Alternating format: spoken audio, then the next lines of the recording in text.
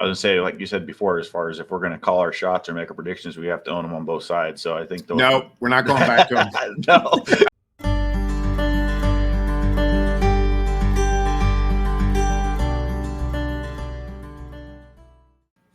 Okay, let's talk a little bit.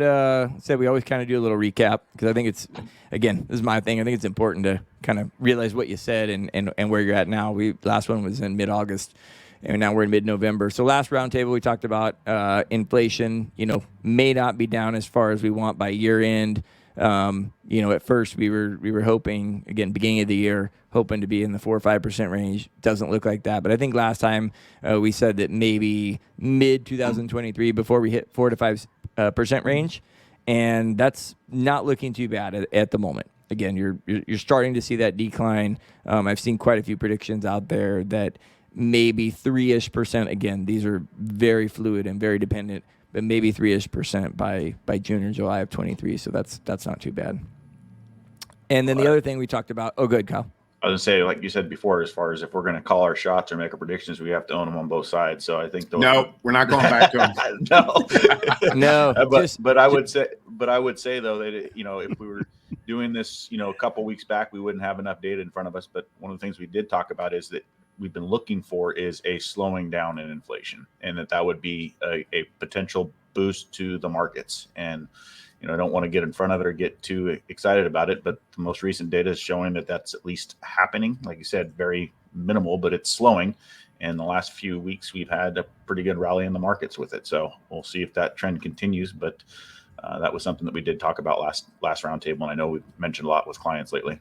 Yep. Yeah, and I think one of the things we talked about also is that rate hikes were going to be slowing down. We thought maybe we might get the last one in September, but never really sure. And then I think shortly after that, he came out and said, no, we're not slowing everything down. We're going to keep it. Again, it's all dependent on people's opinions, so you don't really know what they're thinking until they come out and say it. But I think it's pretty concrete now. Like I said, we're at about an 80% chance for 50 basis points. And again, how we determine that? How do we determine 80% chance?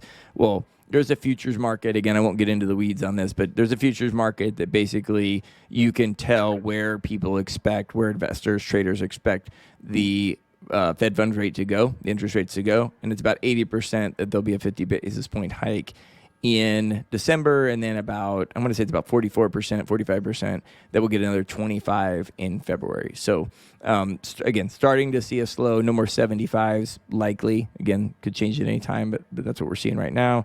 And then eventually kind of reach that terminal rate that we probably don't go above at this point, where what it's looking like, and then eventually as a recession will hit, and we talked about this before, the recession will hit.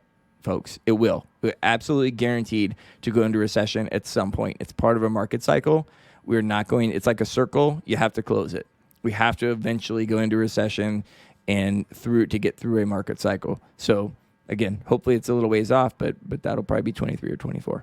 And the Fed won't necessarily say it this way, but I feel like they really need to see a fair amount of pain in the labor markets. We've started to see a lot of layoffs or announced layoffs, slow down in replacing workers.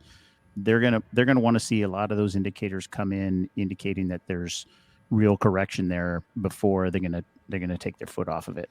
And I mean, like you mentioned, it's an unfortunate part of the circle, but it is part of the circle, and that's what gets inflation numbers to come down, when people are not willing to just pay the next highest price for whatever that good or service is, and they stop, and they slow down their spending streak. So, I think that's probably a pretty safe assumption too.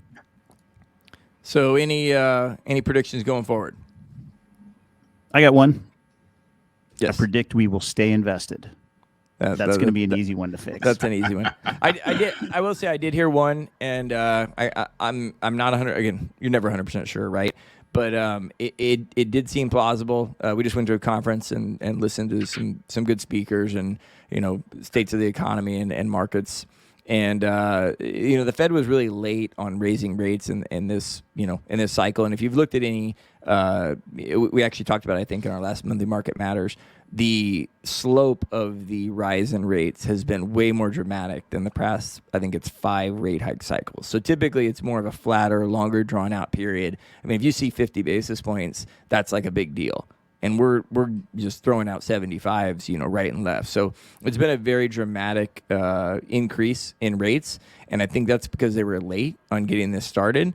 And one of the things that I heard from Jeff Gunleck actually at Double Line was he thinks, hey, they were late to the party and then they basically have overdid it. And we're probably going to see inflation not only come down, but maybe get into a deflationary environment for a short period of time. That's definitely not something that we want to be in for many reasons for a long period of time. But again, when you have this type of, this rate hike it's not like you hike rates and you see it next week. It's something that takes time to develop, and this is a very aggressive rate hiking cycle. So we may actually be in for a brief deflationary period, which would mean they'd have to cut rates a little bit sooner. So may again see that rate cut sooner rather than later, but it's something to watch for next year for sure.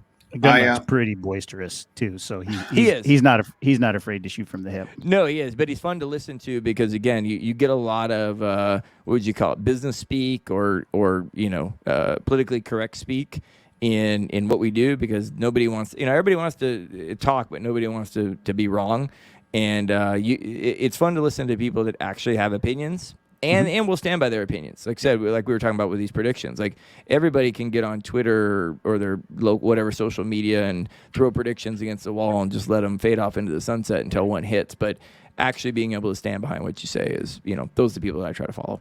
Yep. So everybody's in agreement. So deflation, that's what we're going for. Well, unfortunately, I think that the one thing I know the Fed doesn't want to do is do all this pain, all this rate hikes just to have it for naught. And so I would imagine if they're going to take the risk of being wrong, they're going to take the risk of being wrong to the upside as far as interest rates. And so it wouldn't surprise me if the 50 and 25 is not the end of it. If the inflation seems to be a little bit stickier, which is possible. Yep. Because the things that are driving inflation as well, we see that in wages, in labor, and in housing. And there's a lot of things that are coming down quick, but especially labor. I mean, that's rather sticky. Rent can be rather sticky. So it wouldn't surprise me if interest rates stay up. If they raise rates, maybe even a couple more times, it wouldn't surprise me. Depending upon how Jerome Powell kind of discusses what he's doing and why, the market will react accordingly. It probably won't love the fact that rates are going up more. But as far as a prediction, I'll back to my last slide. I'd be willing to bet that the bottom of the market, if we haven't seen it already, it'll occur prior to us realizing that we're in a recession. Assuming we'll be in a recession in 23, who knows when, or maybe even fall into 24, I'll make the bet that the bottom of the market will be before the government actually announces negative GDP double quarters, or however we define it now. And then we got the whole argument of what is a recession. We're not going to get there. We're not going to get there. Don't start. Start the second hour. Well, good. Hey, thanks right. everybody for joining us. Really appreciate it.